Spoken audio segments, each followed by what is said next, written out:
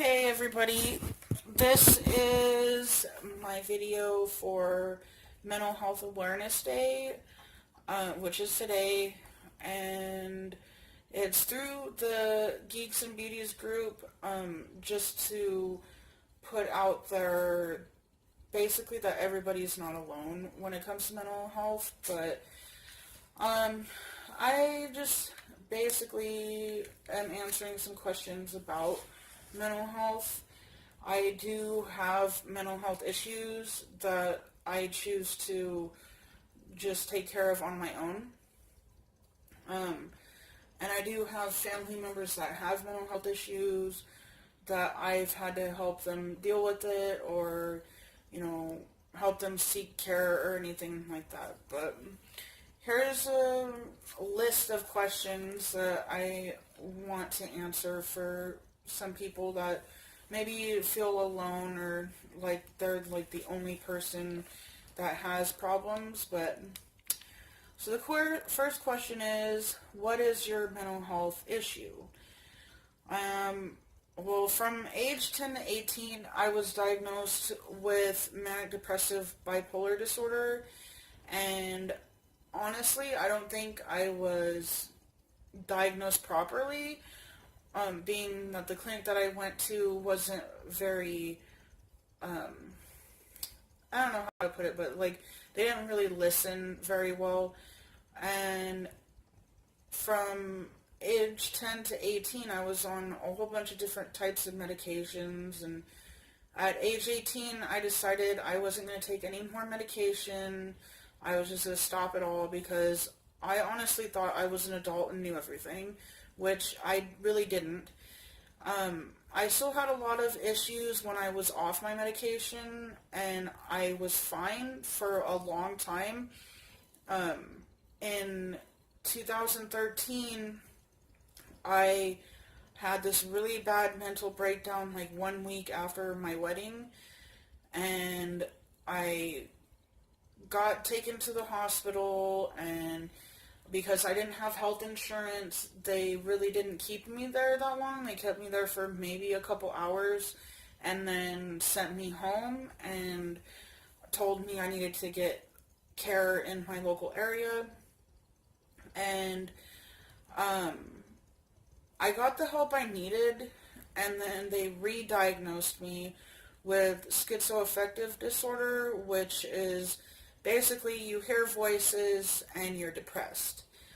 But I took my medications as prescribed. I was on the same medications from 2013 up until 2016 in December recently, and they weren't working. My doctors that I had seen weren't really listening, and I would tell them that they weren't working, and they didn't want to help me. They would tell me, oh, well, we'll wait like a week, or I'll see you in 3 months, and then if it's still not working, we'll change it. But every time I'd come in, they'd tell me the same thing.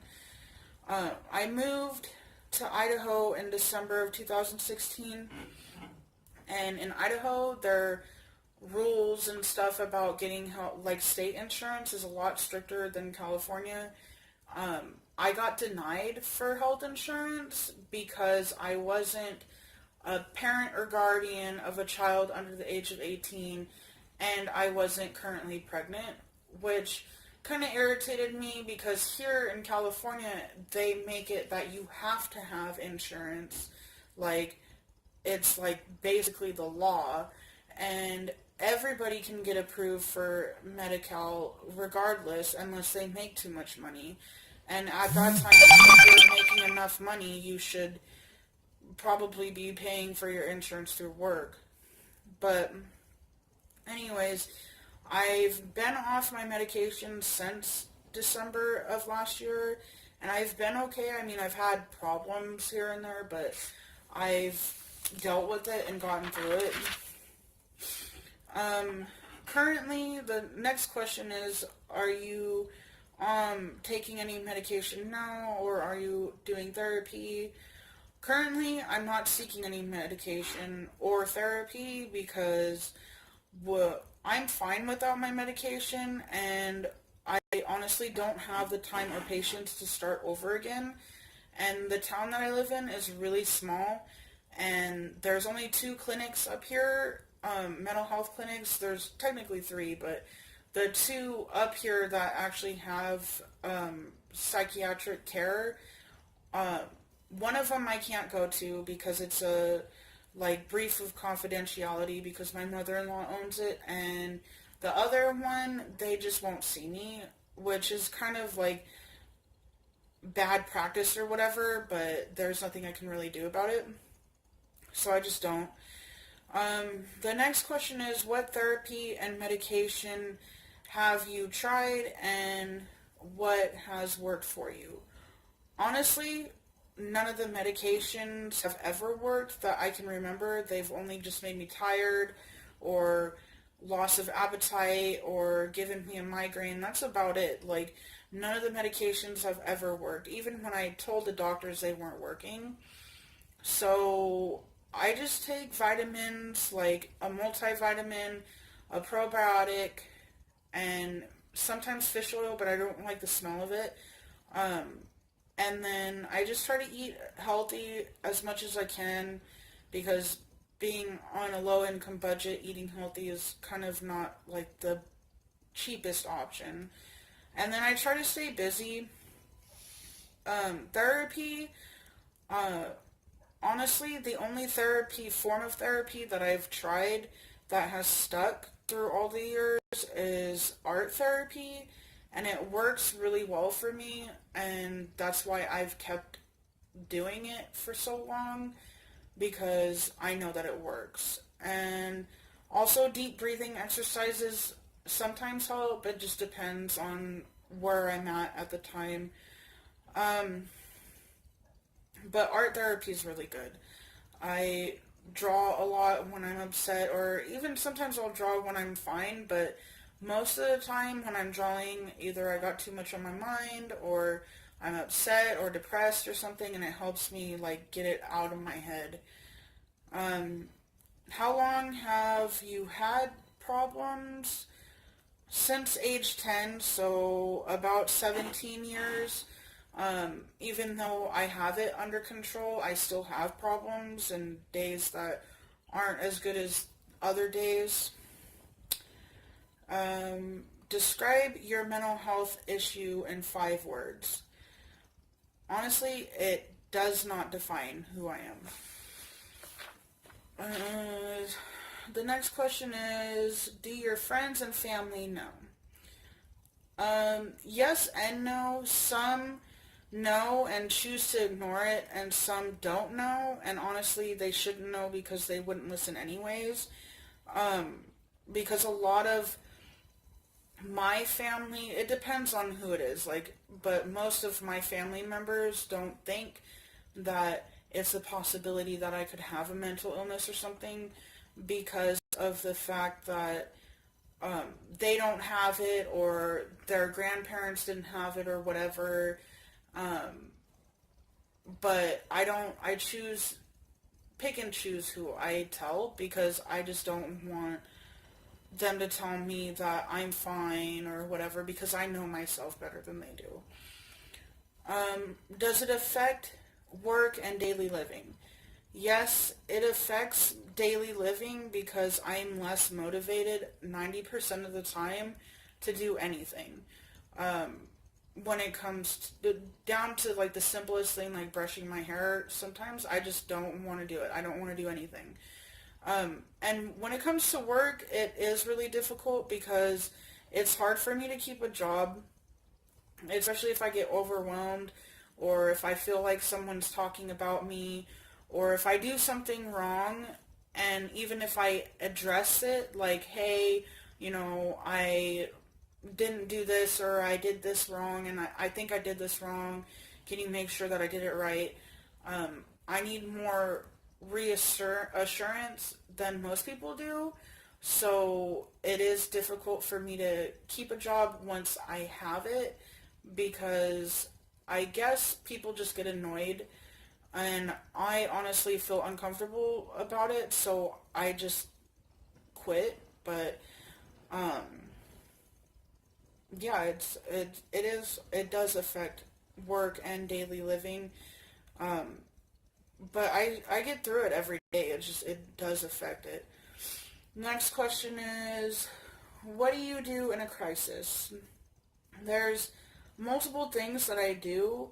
One, I either call my mom, or I calm down, I assess the situation, and if it's too hard for me to handle on my own, I just call the crisis hotline, which they're there 24/7, 365. They're always there. There's always someone there that will answer your call.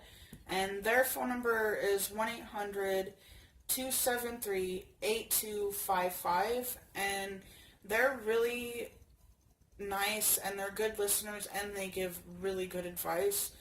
Um, so I use their phone number whenever I can't handle things on my own, but I haven't used their phone number in so long because I haven't really needed it. Um, the next question is, what advice would you give others who are also suffering?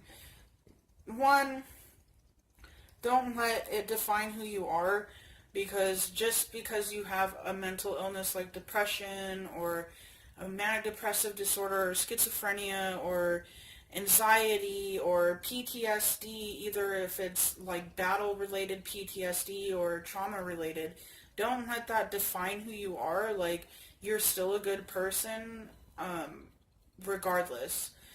Don't just push it off as you're overreacting, because if you just push it to the side, regardless of your situation, if you're a parent or you feel like you don't have the time to do it or anything like that, you need to make time, because if you feel depressed or suicidal or something, it can end bad for not just you but everybody. Um, and you know yourself better than anyone else, so you should really like trust your gut feeling. Like, if you feel like you're gonna hurt yourself or somebody else, don't just let it go. Like, don't be like, oh well, and I'm just overreacting. No, it's something that might be wrong in your head or some kind of imbalance that you have. You need to see a doctor. And the next question is, what's the hardest part of dealing with uh, mental or living with a mental illness? For me, it's acceptance from other people and the way people act around me once they know that I have problems. Um, I know that a lot of people who already have problems can really tell if someone else has some, like, they're kind of off or there's something about them that's off, but if you tell somebody and they make you really uncomfortable afterwards, like, some people don't know, like, I understand a lot of people don't know how to act around people like that who are like suicidal or whatever, and if they can't accept you the way you are, then honestly they're not a good friend, or maybe you should sit down and talk to them about the way they're acting around you or something. Um, and it's hard to be accepted from, especially from people who don't have any sort of mental illness or choose not to tell people about it, because they keep it hidden and you're not, and they see it as, well, I know I can't do that because everyone will think I'm crazy. What is something that has surprised you about your illness or recovery? Honestly, that um, the only thing that's really surprised me is that I'm stronger mentally than I thought. Like, I've been off my medication for almost a year, and I have problems, but I'm still doing things. Like, I'm not sitting here like, oh, well, I need my medication every day. Um, and another thing that surprised me during when I was seeking help is that there's a lot more people with mental illnesses like mine than I thought there was. Like, I thought there was like a really low percentage of people that have like schizophrenic disorders, but really there's a lot there's a big percentage of people that do have it. And just mental health in general, like, I didn't know there was that many people, especially in my area. The next question is, what is one false assumption about your particular disorder that you wish to correct? And something that really affects me and another one of my family members that also has schizophrenia is that people feel like they can't trust you because you have schizophrenia, like that because you hear voices you can't be trusted, which is honestly kind of like horrible to think that you can't trust somebody just because they have something wrong with them. Honestly, I would rather trust somebody with a mental illness than I would who is perfectly normal, which I don't understand what normal is anymore, because 90% of people with mental illnesses, there's a lot out there, and I don't like not being trusted just because I hear voices or because I'm depressed or something, like, oh, I can't trust you with a knife or whatever. You can trust me, fine. I'm fine. Like, I know when I'm having a problem, and I'll tell you. What is one false assumption about mental health illnesses in general that you wish to correct? That everybody with mental health illnesses are lazy, because I know a lot of people who have mental health illnesses and they have jobs. They have a family of their own. You know, they're doing good in life, and it just sometimes life gets hard and people get depressed, or they have their issues that they've had their whole life, but they get through it. Like, I can guarantee you there's celebrities and like people who are in politics and stuff that have mental health issues that choose not to talk about it because, you know, they don't want the extra drama that comes with it. And I don't like it when people say that someone who has a mental health disorder is lazy.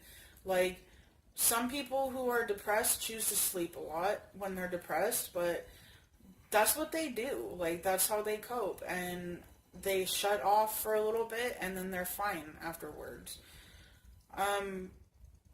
What's something that makes you feel calm? Music and drawing are one of the two main things that I do to stay calm. Or sometimes writing helps, like my blogs or whatever, or taking a shower or a bath. Like, where I'm living currently, I can't really take a bath because I don't have a bathtub, but taking like a quick like shower helps, or basically self-care, like paint my nails or do my makeup or brush my hair or something that really, it makes me stay calm. And then the last question is, what makes you smile? Honestly, what makes me smile the most is waking up the next day knowing that I can do it. Like, I can be fine today. Like, today is going to be a good day. Regardless of what happens, I'm going to push through it and get things done and do whatever I need to do. And some days are harder than others, especially when some things that you do trigger you, like going out in public with a lot of people around you triggers you, or something like that. Like, it could be the smallest thing. Your, like, mirrors on your car could be adjusted wrong just because someone else drove it recently, or, you know, there could be dust on your TV and it trigger you. Like, there's lots of things that can trigger you. That's all the questions. Also, there's a couple resources I have for my area. There's the crisis hotline, which the phone number again is 1-800-273-8255, and they're there 24 hours a day, 7 days a week, 365 days a year. No matter what you do, they're always going to be there. Someone will always answer the phone. There's also Mary Kay Shell at the Kmc in Bakersfield. You can go and basically admit yourself to their facility after hours, which is in the back of the building, and they choose to like do whatever they need to do, or during hours like Monday through Friday or whatever their hours are, you can go to the front and they'll do an assessment and try to set you with a team of people that can help you get better. Also, your primary doctor is really, like, if you have a good primary doctor, you can ask them to refer you to a specialist for that kind of stuff, or they might be that specialist that you need, because a lot of primary care physicians have different kind of degrees that people usually don't know about, and they can help you out. There's also a lot of different type of prevention groups, like if you have like suicidal prevention groups, you have the Schizophrenics Anonymous groups. There's a lot of different, like, depending on your area, but like mainly in like the bigger cities, they have a lot of group therapy. Here where I'm at in Tehachapi, they don't really have that unless you go to the Tehachapi Wellness Center. Sometimes has that kind of stuff. I don't really know what they have available, because I don't ask, because it's my mother-in-law's company, but that's also a resource, is the Wellness Center in Tehachapi, and they're really, really good. Like, I highly recommend them, and I'm not just saying that because it's my mother-in-law's company, but because the doctors and specialists and stuff that come there are really, really smart, and they know what they're doing. Other than that, like, honestly, I think that people who have mental illness, like, problems, you shouldn't, like, treat them with disrespect, or, like, you know, I understand that a lot of people don't get it, like, they don't understand how to act around people like that, but there's a lot of different ways about going about things, and if you know somebody who has a mental illness and you don't know how to talk to them, just sit down and talk to them and ask them, you know, if you have questions, just ask. Don't just sit there and be like, well, I have to distance myself from you because you make me uncomfortable because you have this or that, you know. But other than that, I really think that there could be some sort of change about the way that people see people that have mental illnesses eventually. Because it is hard, especially in the world that we're living in now, with people judging everybody. It's really hard for somebody with a mental illness to feel safe or anything. But I feel fine. I talk about my illness every now and then, but I usually don't, because there's never really any questions that come up about it. But yeah, there's gonna be some links in the description to the other people that are doing the mental health awareness video. Depending on who it is, some of them are talking about their own personal issues, or maybe a family member, or just stuff that they know. And go ahead and take a look at their page.